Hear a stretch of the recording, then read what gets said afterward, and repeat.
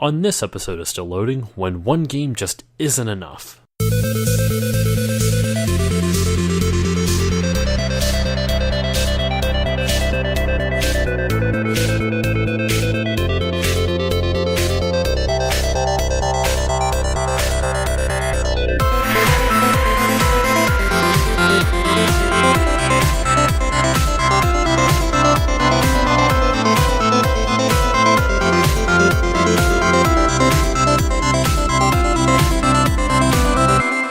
Hey guys, it's Josh and welcome back to this new episode of Still Loading. For this week's episode, I'm going to actually be talking about two games. That's right, it is a twofer, if you couldn't tell by the title of the episode already.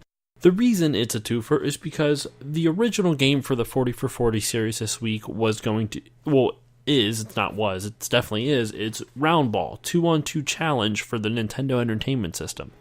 The problem with that is that it's not much to talk about with it, so I decided to tack on a somewhat classic, not like one of those games where when people say Nintendo, you think Mario, you think Mega Man, you think, I was about to say Sonic, that's Sega, but you think Metroid, you think Double Dragon, you think of those big titles. Here's the other game I'm going to talk about to kind of fill out this episode a little bit more, and so that way I'm not just doing a 3-minute bit on a pretty boring game overall. I'm going to be talking about Rush'n Attack, also for the Nintendo Entertainment System. I cannot wait to get off of the NES, but at the same time, I'm looking at the lineup for the next couple games for the weeks to come, and I'm pretty freaking excited. It's going to be some good stuff. So, without further ado, let's dive in. In typical Still Loading style, we are going to talk about the box art we're going to start off with Roundball, let me say that first, but we're going to talk about the box art for the game of Roundball. And all it really is it's a pretty photorealistic kind of painting almost of it's like a camera from the top the top of like a basketball net, like on the backboard, and you see a guy coming up to dunk it. His one finger is bandaged, guess he broke it or something, and you have two guys trying to block him, and that's it. There's nothing much more to it. It's a kind of a boring. It's kind of a boring box cover, but what can you do? It's overall the game is just, there's not much to really say. It is surprisingly primarily a multiplayer game. This is one of the few Nintendo games that you could play for up to 4 players, which would have required you to buy the not expansion piece, but the peripheral. I forget exactly what it was called. It wasn't called the NES Advantage, but essentially there was an add-on that you could plug into your NES that would let you play with 4 players, and not a lot of games really supported it, but this is one of the few. So this game, what I'm always most interested by is when you have sports games on old hardware, it's interesting to see how they try to portray the sport, because you don't have the nice 3D graphics that we have now, where you kind of rotate the camera around the game, so around the court I should say, or field, whatever sport you're playing on, whichever sport video game it is. But I find interesting about these games is that a lot of the old, especially in the NES era and prior, and a little bit into the 16-bit, with Genesis and Super Nintendo, but they always tried weird camera angles to fake a 3D perspective. A lot of times they, like with basketball specifically, they usually went side court and almost went like a weird platforming kind of view where you can move up and down the court, where the court you are looking at it from, the side of it, and you're running along it, back and forth to each side, the hoop on each side. What Roundball does, though, is that they put the hoop you're only playing on one end of the court, so it feels, I don't know if this is what they were going for, but it feels very much like a pickup game, because, it would make sense if that's what they were going for, because it's 2-on-2, and, a lot of times pickup games, you're not having a full, 5-on-5 playing. And it seems like when you're a kid, you're playing 2-on-2, you have to bring him out past the half court line. I don't play basketball. I apologize for any butchered terminology for those who know basketball. Hockey's my thing. Basketball, not so much. In any case, But that's what it kind of feels like. So you pretty much just, you steal the ball and have to shoot it. My only real complaint with this is that that's literally the entire game. You just set up different types of tournament modes, and you either play with friends or you play with against computers. And that's honestly the entire game. There is nothing more to it. The music was okay, nothing too memorable, nothing that I felt like compelled enough to, include in here. But overall, the music was fine, nothing crazy with it. The animations on the characters are pretty nice. You actually get a real good feel of like, the dribbling motion and running and stuff like that. It was pretty ambitious. I don't want to say ambitious, but it was cool. This is one of the few games I actually had to look up controls for, because I was able to figure out pass and shoot relatively quickly, but the computer was beating my ass real bad, and it kept just dunking and like throwing layups on me, and I could not for the life of me figure out how to do a fucking layup. It was driving me nuts. So I had to read the manual, and literally all it is you just hold forward while you're running to the net and hit the shoot button. And when you're within the proper vicinity, he will do a layup. And that is honestly just the game. I even looked up some videos online, and there wasn't really much going on with it. It's just people playing the game, either competitively against friends or for fun, I guess, or just playing it for review. There wasn't a whole much to it. So, and that's why I wanted to throw what we're about to go into, Russian Attack, because I'm only about 6 minutes into this, which I'm amazed I even stretched 6 minutes out of this piece of shit, because it really was not that. It's just boring, and that's the risk I guess you get with a lot of old sports games for just about any old console. They're going to be very primitive. Not all of them are going to be great. Not all of them can be arch rivals, as I have said many times before. So, without further ado, let's go into Russian Attack. Now, Russian Attack, I do not have this complete in the box. Which is why it was not going to originally be part of the 40 for 40 series. I specifically made sure to not choose another game to add on to this that was going to be part of the 40 for 40 series. So let's jump into Russian Attack. Now, the first thing to note about Russian Attack, it's not Russian like the nationality. It's RUSH apostrophe N. Like you're rushing. Russian attack, or sorry, rush and attack. Russian Attack. And I have the cart right in front of me, and it's got a picture of a commando shooting a gun with grenades around his belt. He's got some camo on, like a green beret type of hat on. And the other thing that stands out to me is that this is developed by Konami, one of the premier game developers on the NES. So definitely give it a play just for that alone. It is not horrible. Where it suffers the most is, I guess you could say, repetitiveness. And that's not just in the gameplay, it's also in the music. It's pretty much the same musical theme through every single level, and it changes when you get an invincible power-up to, an invincible kind of song, kind of like how Mario does it, and then a boss music for each level.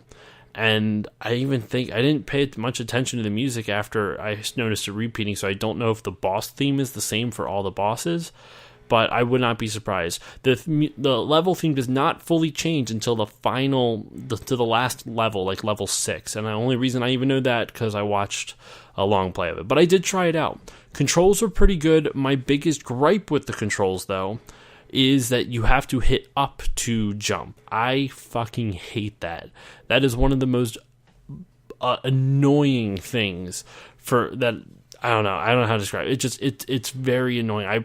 A is jump. It works so well. When you hit up to jump, it creates this weird, it doesn't make you feel comfortable while you're playing. It's really strange. I don't know how to describe it, but for those who have played on the NES, you know exactly what I'm talking about. It's not comfortable, and it puts you on edge. It's just not very good. And the other big gripe with it is that the gameplay itself, like I said before, gameplay is repetitive, and so is the music.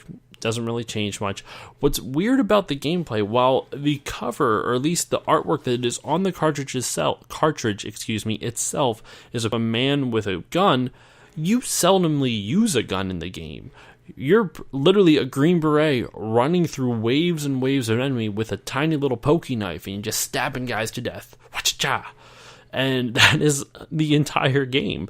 You will periodically get power-ups that are temporary, because it's just, it's not like Mario where the fire flower is permanent until you get hit.